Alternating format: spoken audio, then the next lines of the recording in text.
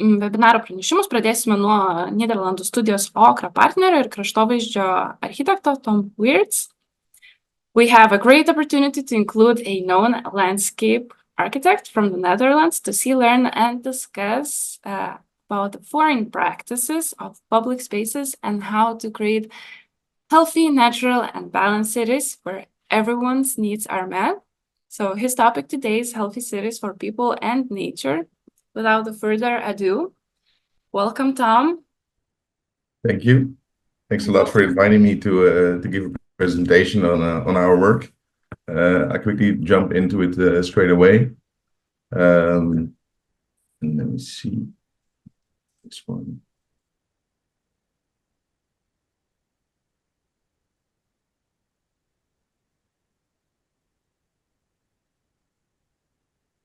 Just to double check. Now you can see almost my screen, right? We can see your screen, and now we can see your presentation. Perfect. Thanks a lot. As said, to introduce myself, I'm Tom Wierts, associate at OKRA. We are a landscape architecture office from the Netherlands. We have quite a large team with international people, about 45 people or more, 45 to 50. It varies a bit from 14 nationalities. We work in about 16 countries at the moment. And we work both from, let's say, a small scale to quite large scale and strategic plans. We're existing now for 30 years. So on the photo, you see the whole team that we had last summer when we had our anniversary of 30 years, and we had a nice party all together. So you see a nice, interesting mix of people, which we also find important to work abroad and to get different cultures involved and different looks on our field. What do we do? So we design meaningful places, how we say it. So places with a positive impact on people and nature, which stimulate social life and strengthen ecology. And that's sort of an element that we want to include in all of our projects at the moment. So we have different themes that we focus on. So we say living with water. Again, from a large scale, so there's a coastal defense program in the Netherlands where we strengthened the dune system to prevent risk of floods, but also on a small scale, which I will show also with later, how to deal with water in an urban environment and to make streetscapes more resilient. So the relation between water and people is very important. And how can we integrate it? It's just part of our DNA of the office. And we want to create vibrant urban spaces for people and nature, especially because we see that more and more people are starting to live in the cities. And we do it all by getting inspired by nature and also the historical, cultural, and natural landscape and the history of it, because then it becomes site-specific and not just a generic approach that can be everywhere. So what do we see? We see different design challenges in more global level. So we're getting with more and more people living in the world, and we also see that more and more people live in urban areas, which also makes that we should address it in a different way. So we have to think a bit better about our cities, how we make use of the land, how we can make multiple uses, but also how we still keep our cities a good and healthy environment to live in. At the same time, we also see that we have issues with drought and water. So we have more heavy rainfalls, especially also here in Europe. We see it more and more. So long periods, long stretches of drought, and then heavy rainfalls, and then we have issues with water. And a third issue is that we also see the biodiversity lower rapidly. There's a big decline in biodiversity values. This is studies by the Wageningen University and Research, where in the historical situation there was quite a lot, and now we really at the point that we should make the change. Otherwise, we just go in a very steep slide down when we do business as usual. So it's time to act now. So that's what we also aiming for in all of our projects, to also include this nature.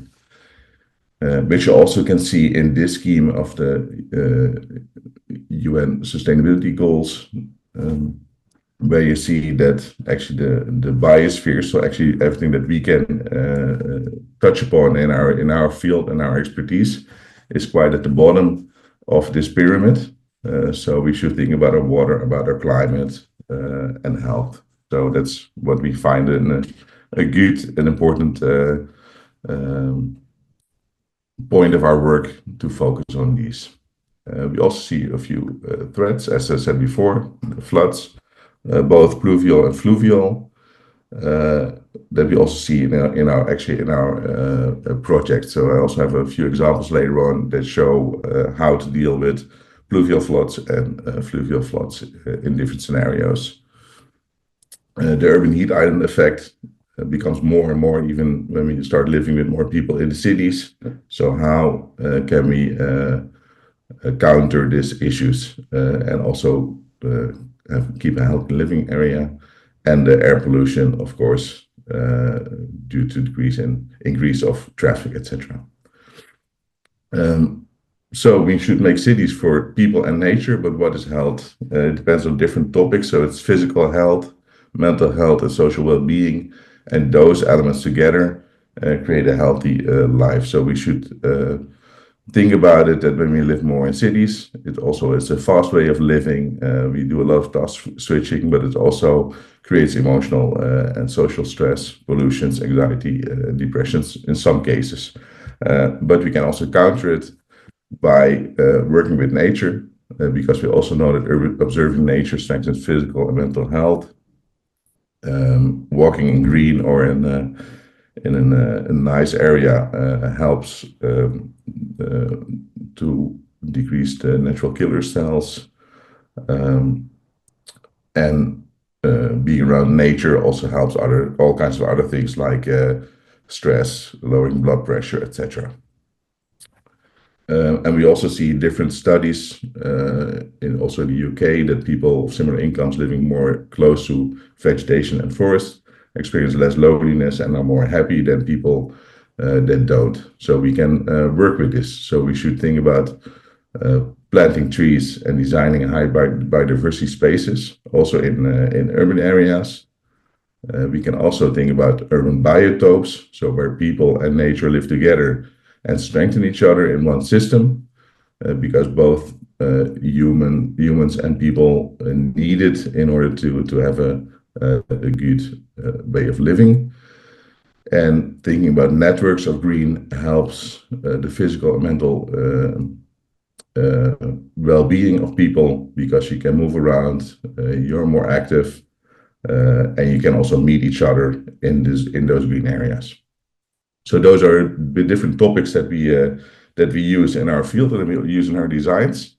And now I have a few topics. I have some projects that I would like to show you as an example of how we approach these topics in the field. And one that you might have seen is the Katharijnensingel in Utrecht. It's in the center of the city. It's also the city where we work with our office. We're located here in the core of the historic city center. And Utrecht, the city, grew actually along some old rivers. There was a small settlement. The settlement grew over time into a city. At a certain moment, the city became fortified. So there was a singel around the inner city with fortifications. Over time, the fortifications lost their needs. But then the single structure is kept, and you also still see the shape of the fortifications. So that was still really nice in the 1900s. You also see that there came some extensions to this historical city center.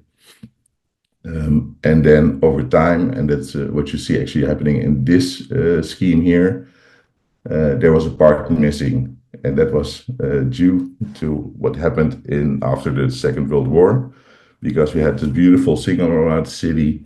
Also keep an eye on this building. You see the more images to show how it's just for orientation. So we had a nice green signal, a lush green water, nice houses around it, both on the inside as on the outside of the waterway. But then after the war, we had a great idea in the Netherlands. We thought we all buy a car, and cars and shopping malls are the solution to all of our problems. So this is a news article from 1968, where they very happily announce that they can finally close the single, and that they can start this year, and that the city council votes in favor of it with 29 to 8 votes. So they were quite happy about it. And what they also did is they started building a very big shopping mall. So what you see here on this side is the historical city center. Here's the train tracks with the main station.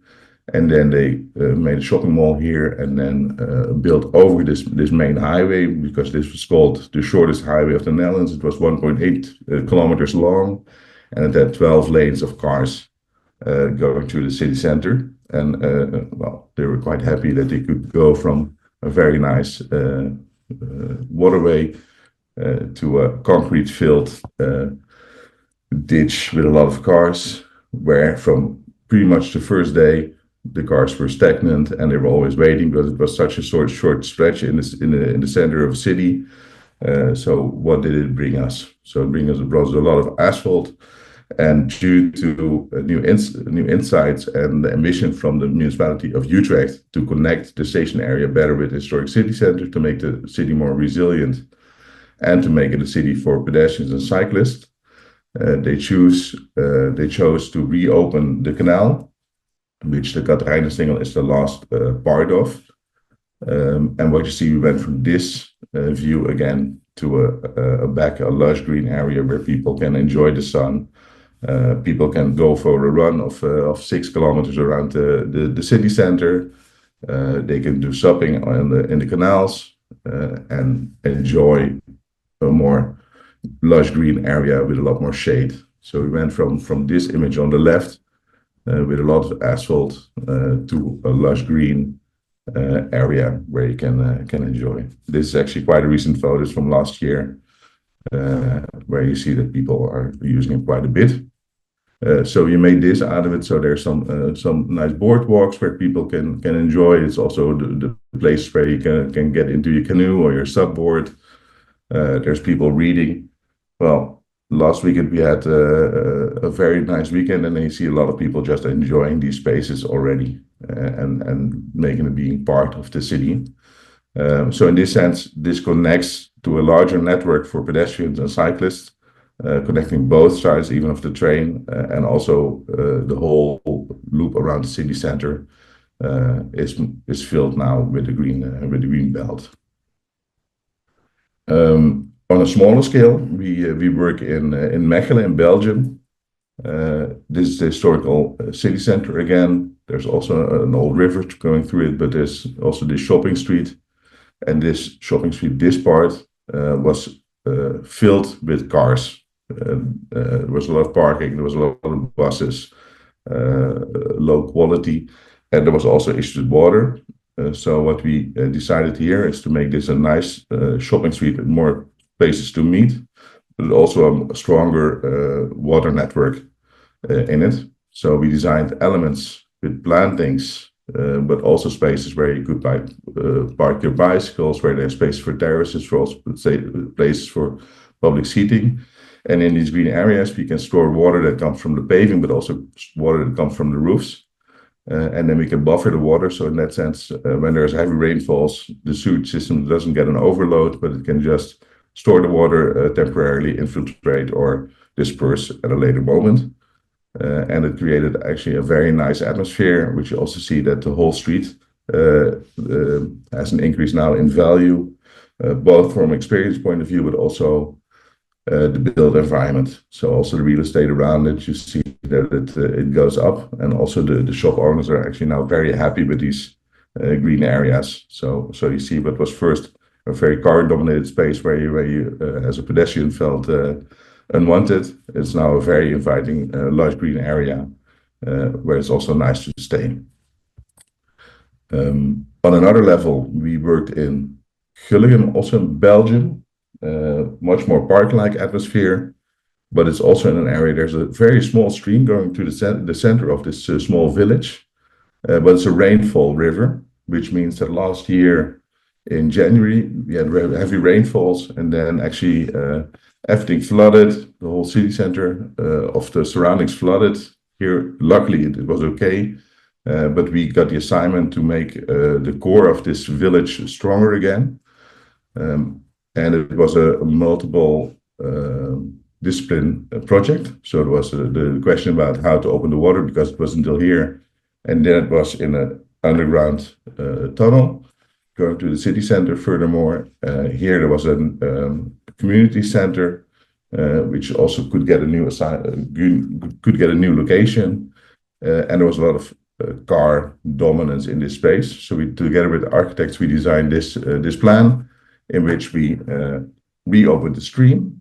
We relocated the community center to the core next to the stream. So we made the stream together with the community center, really the center of the public space, together with the church. So we brought these three in unity, and we created a lush green area that can actually store more water. So what we did first, this was the water was here. So this one's going out, and we made large green spaces where you can store the water when there's these heavy rainfalls. Like in this case, it starts raining. The first day there's not so much going on.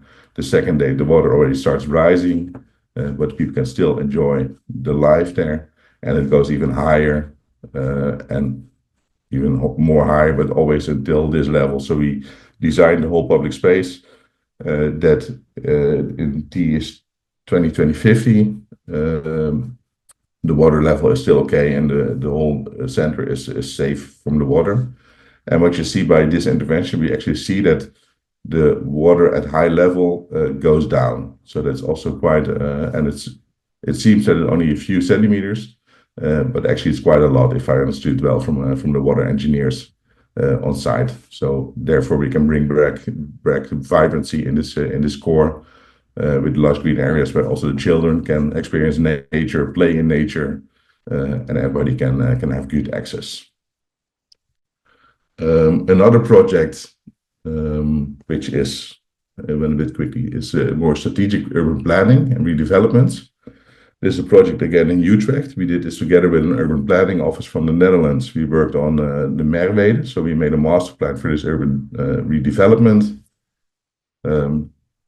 where an old industrial area is being transformed into a housing neighborhood for 5,000 to 6,000 housing units, and with a large ambition on healthy, urban, vibrant living. And the total area is 24 hectares. I have a few more slides about this one, just to show and to explain a bit more. Again, we see this historical single around the city center. So we talked about this stretch before, the Catharijnen single. This is a bit further from the station, but with this development, they transformed what was previously the backside of the station. They're starting to transform it into also the second front side. And then they designed here this dense urban area where the car is not in anymore. So this is sort of the first dense urban area where there's no cars in the urban tissue. They're all along the edges. And in the urban tissue, there's a lot of space for urban farming, meeting, green, water, and nature as well. So we designed it with a large amount of other experts. So urban planners, ecologists, people who can think about underground services to make this even smarter and stronger. And this is done a few years ago, and now they're working on the first realizations actually already in the plan. And we made a public space figure which has sort of hierarchy in it. So we said that we have the main spaces, so squares, entrance areas, bicycle streets, and we have more wandering streets, which are more narrow connecting elements in between that bring you from one side to the other. And they also have different look and feels and different layouts.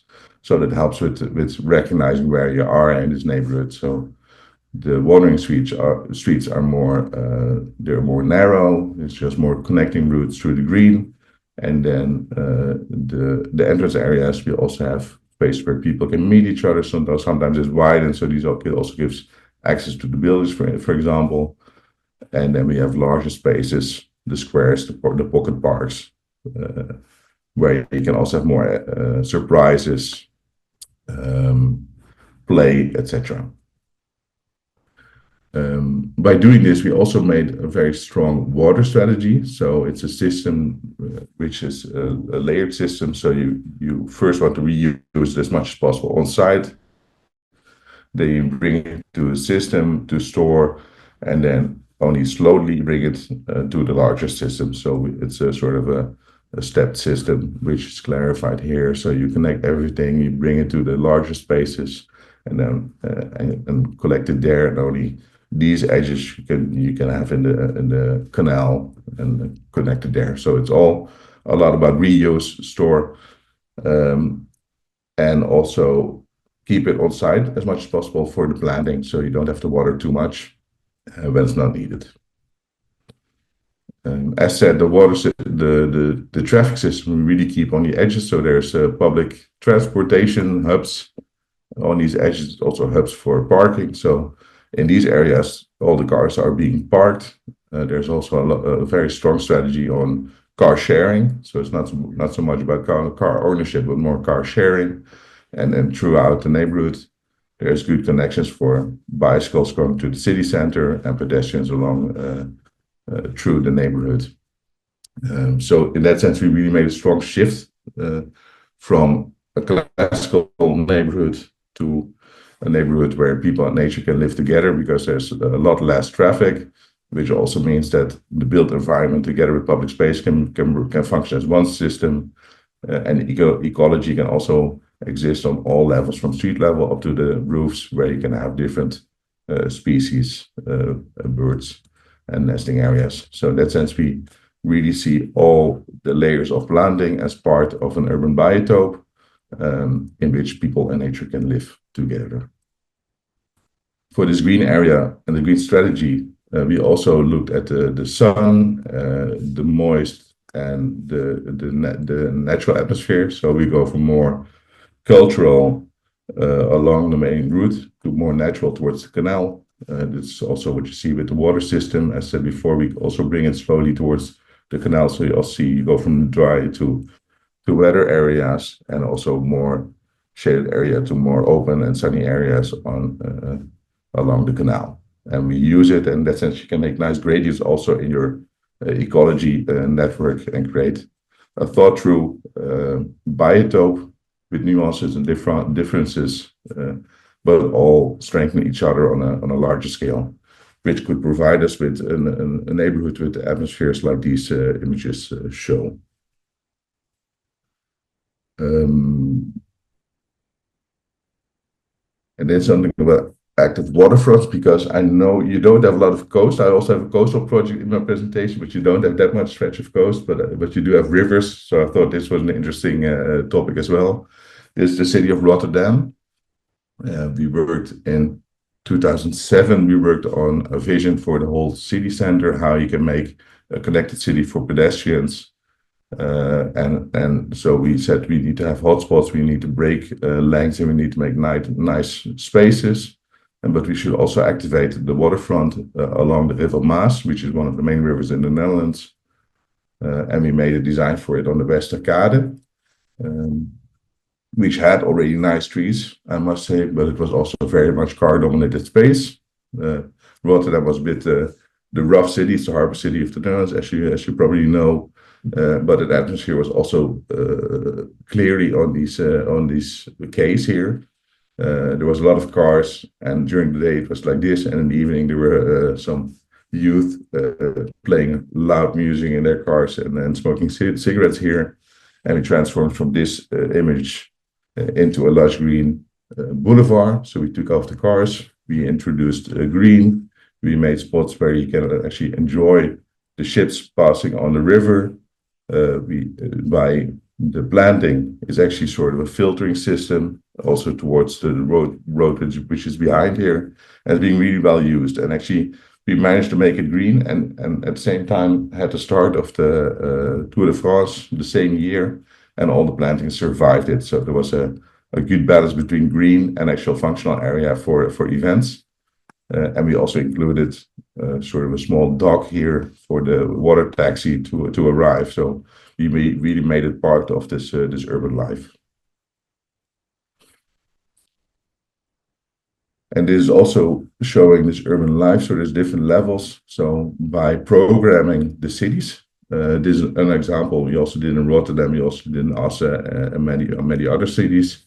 We can create an urban environment where there's a lot of seasonal experience, in that sense, not only about flowering, but also how does it affect the birds and the bees, let's say.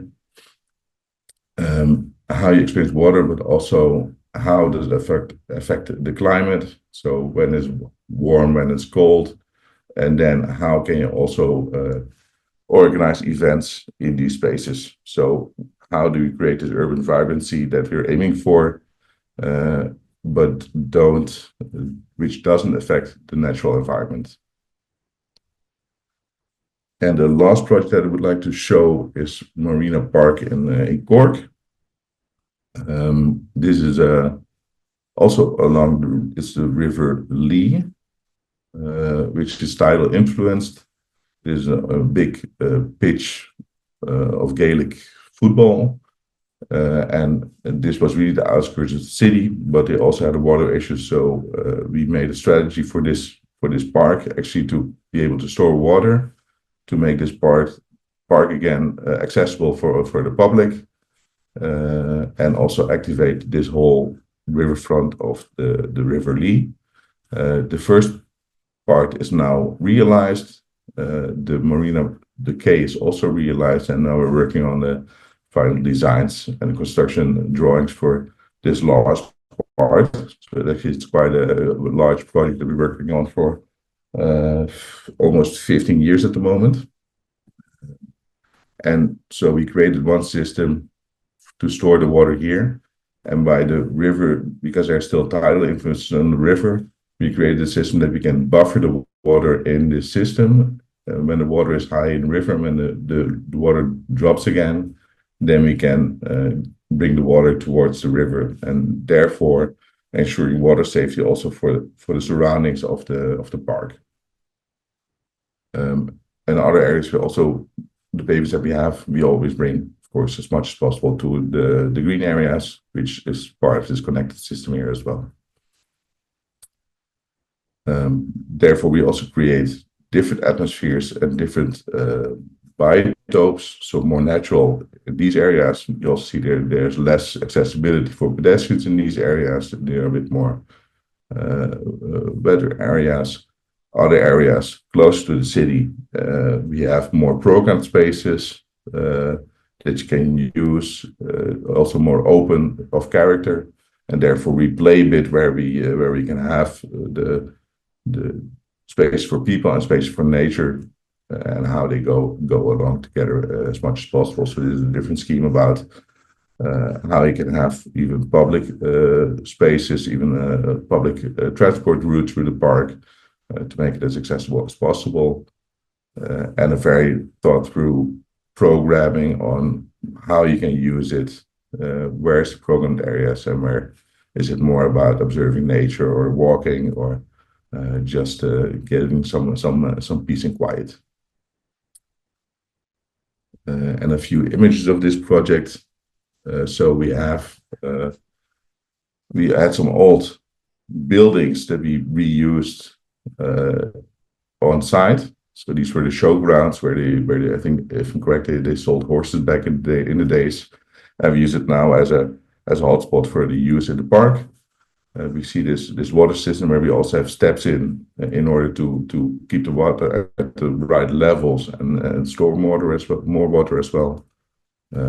Here at the back, you have this big Gaelic pitch, and it's just an active area where we include different elements for children to use, to play around, fields where you can also just play soccer for yourself, etc.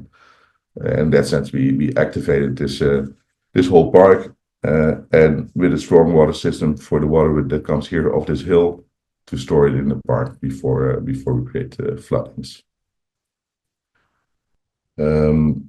I think we're there. I have 2 minutes. I go very quickly through this last one. This is the coastal defense project that I mentioned in the beginning. There was a weak link in the coastal system. We had a small town, Katwijk, which was pretty much on the beach. But then with the water levels rising, we had to come up with a new system. So we designed a mega dike and a parking garage and a dune landscape, which is done like this. So we didn't raise the height of the dunes, but we made it wider. Under it, we placed a big dike with a parking garage under. So then we took out the cars from the tourists from the city. We brought them in this reinforced system, and by making wide dunes, we could have quite low dunes, which made sure that there was still a strong connection between between the village, which has quite low housing, and the beach as itself, and creating quite a lush natural dune landscape, and at the same time ensuring the water safety. So where we took out the concrete in the Katrijnersingel, they put in quite a bit of concrete in this project in order to make the water safety. And at the end, we could create an atmosphere like this, where you actually have to feel that you drive into the dunes to park your car, and you come out via very small integrated elements in the landscape, almost as it wasn't there. So it went from this to this atmosphere, and connecting, still keeping this very friendly connection to the center. This concludes my presentation or webinar about our work and our vision to healthy cities. Thank you so much, Tom. That was an extremely interesting presentation, and you touched so many crucial aspects of landscape architecture and urbanism. I do have several questions. You've mentioned several tactics and design tools for better public spaces and natural revitalization. I would like to know more about the practice. Well, first of all, how cities are adapting and implementing such, I would say, big projects. Sometimes it can be either time-consuming or financial issues related to such big-scale projects. And how are landscape architects involved and working together with architects and urbanists? The latter one, especially here in Lithuania, it's more often considered as one profession, where generally an architect is a profession of all fields. So yeah, how it is more differentiated or integrated in your country, Netherlands? Yeah, I think it's two or three questions in one. So I'll start with the one about how does it go with these big projects. We just see the issues increasing. So we see we have issues with water. We have issues with floodings when it starts raining harder and more in a short period of time. So we see that the urgency is there, and we also see that the cities are heating. And in that sense, there's a lot of attention also from the politics how to adjust it. So by this importance, you also see that there's being created financial space and willingness to make bigger adaptations. And what average works well is that they first start with a larger analysis of a city. Where are the issues? Where are the biggest issues? For example, a lot of cities in the Netherlands now have a climate atlas where they actually research where there is issues with, for instance, the most pollutions, air pollutions, or the most heat island effects, or issues with water. And from there on, you can make a strategy let's say the locations that you need to address first. So the must-haves and the nice-to-haves, and I see that in a lot of cities now being done and work from there. So they also know that what we did 20 years ago with everybody on their own island doing their own thing worked then, but now the spatial needs are too high. So now everybody knows that we should have an integrated approach, and everybody also joins in. So therefore, it's always a multidisciplinary action that we have to do. And maybe that also bridges to your second question.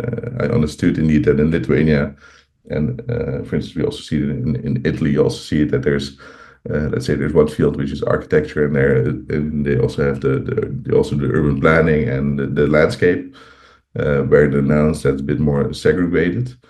But we always, at this moment, we always collaborate. So when I started working almost 20 years ago, there were projects that we just did ourselves. So we made a public space design, but nowadays we always collaborate with either with architects, urban planners, or ecologists to come up with the best solution, because it should be integrated and it should always benefit multiple uses. So therefore, I also say cities for people and nature, because I think both should have their space in it.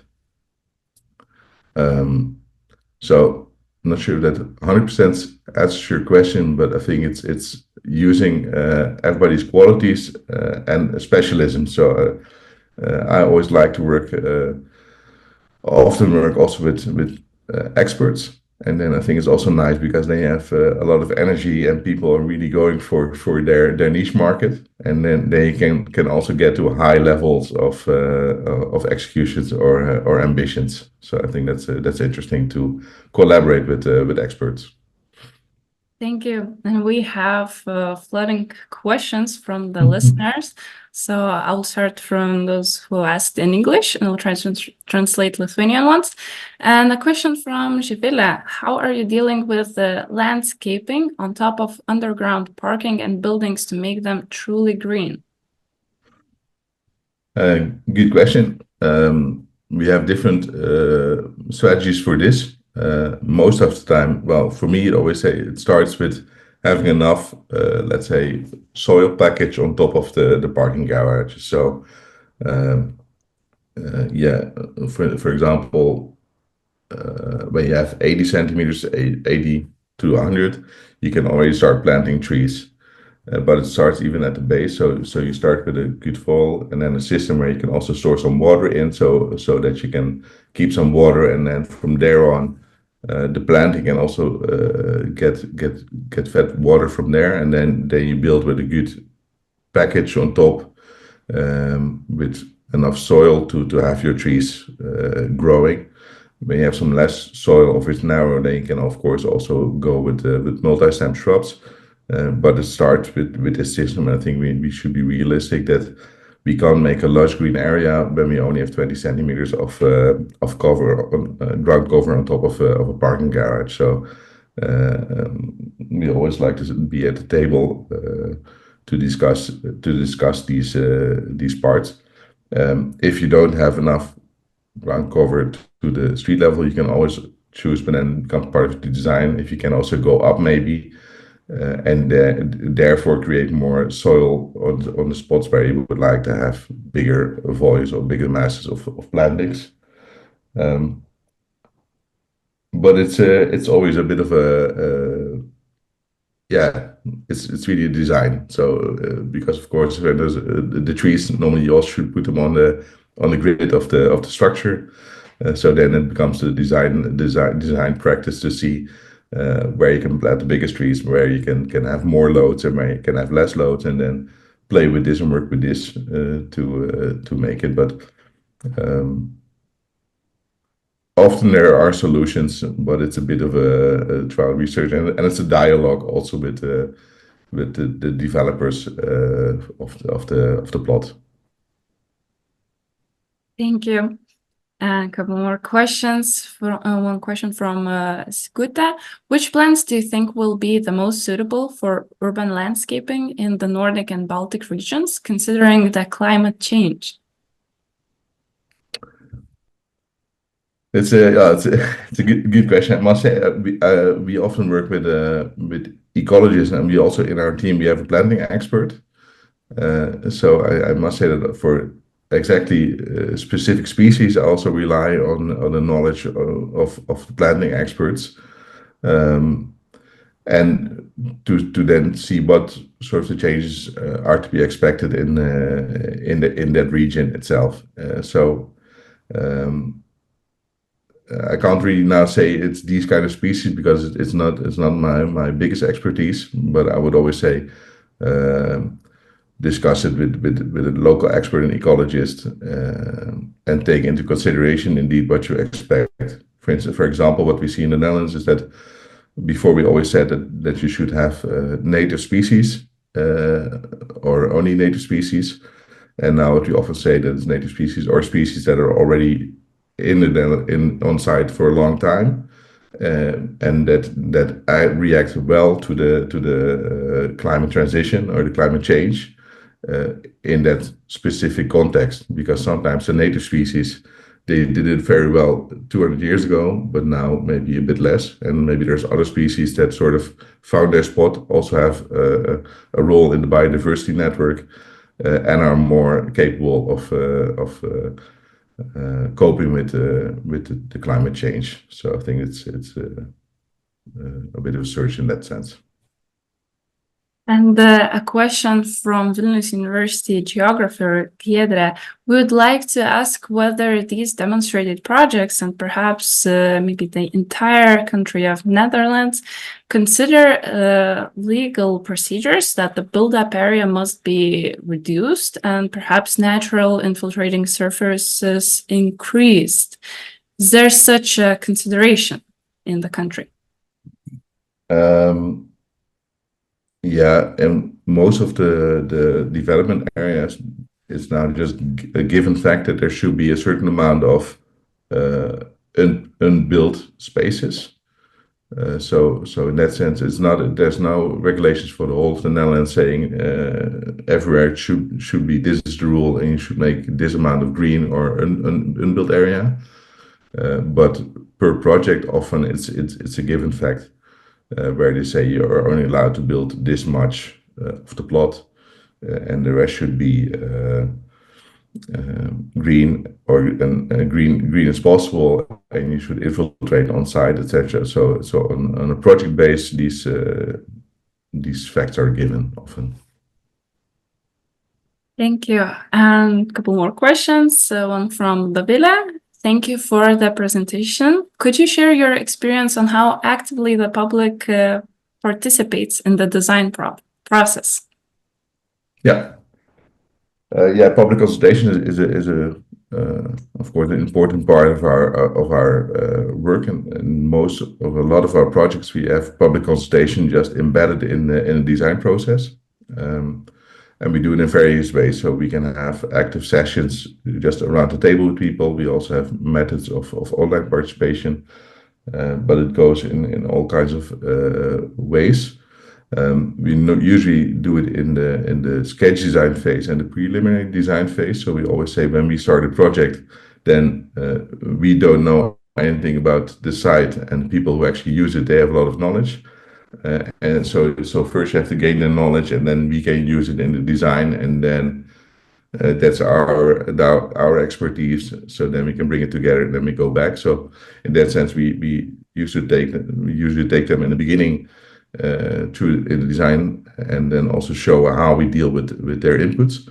And to give a few examples, maybe to start with the last project, this coastal project that I said, the Katwijk, where we made this parking garage in the dunes.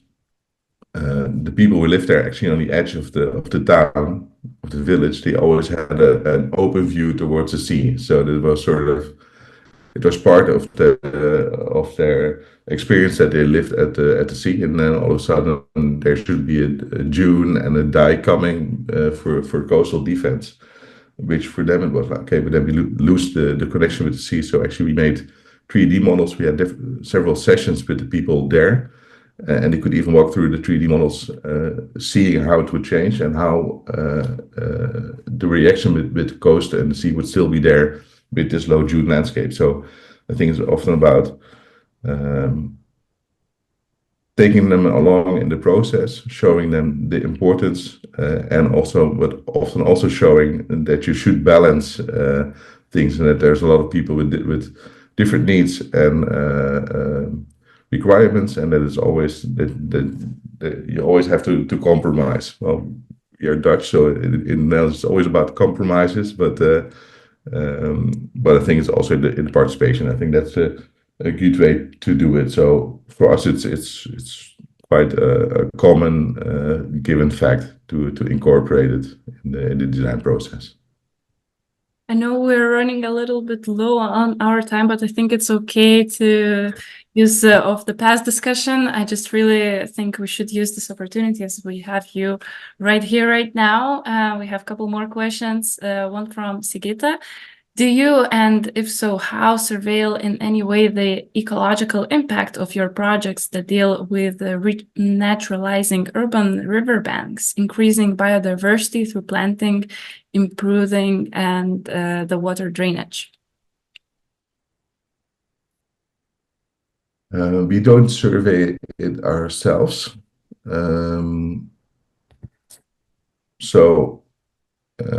I don't think I have a project now where we really actively follow up on this, but in some projects it is being done. One of the projects, well, it's not in this one, but for example, then we have a project where they did surveys before starting the project, and on different levels, so also on the temperature, the water system, water in the soil, etc. They did it 1 or 2 years before we started, actually when we were doing the design process, and now they're building it, and then they also follow up in the years afterwards. And there's also a website where people can actually see the differences in climatological effects. So not the ecology, but the climatology. So in that sense, I think the awareness of these topics is increasing, but we don't follow up ourselves on the exact ecological changes of our river project. Okay, thank you. And the last question is actually from one of our speakers, is Mindaugas. So maybe I'll let Mindaugas ask this question live, possible? Yes, Tom, I wanted to ask about in terms speaking about the sustainability, what about choosing the building materials? Which criteria do you use to choose which is sustainable, which is not sustainable, and so on? Yeah, especially for paving, let's say, for pavements and so on. Yeah, yeah. We more and more aim also to reuse materials, of course. So why start new when you can also work circular? So the circular approach is very important, but also local materials. Where do you source? How long can you keep them? For example, I was working in also redevelopment area, urban development, and we're doing the master plan also for the public space there. And we chose to go for bricks because they could be produced locally. You can also reuse them a lot more than concrete materials, for example. So those kind of things we take on board. Or if you have a project where there's a lot of concrete slabs, for instance, you can also use circular concrete and reuse it. So in that sense, we aiming a lot on reusing the materials or locally source them, or finding ways to reuse them on other sites. So the life cycle and the durability of materials is in that sense very important, in my opinion. But also the transportation. So it can be nice material, but if you have to bring it all across the earth, then you can also question how sustainable or circular it is. So yeah, so that we take on board for sure.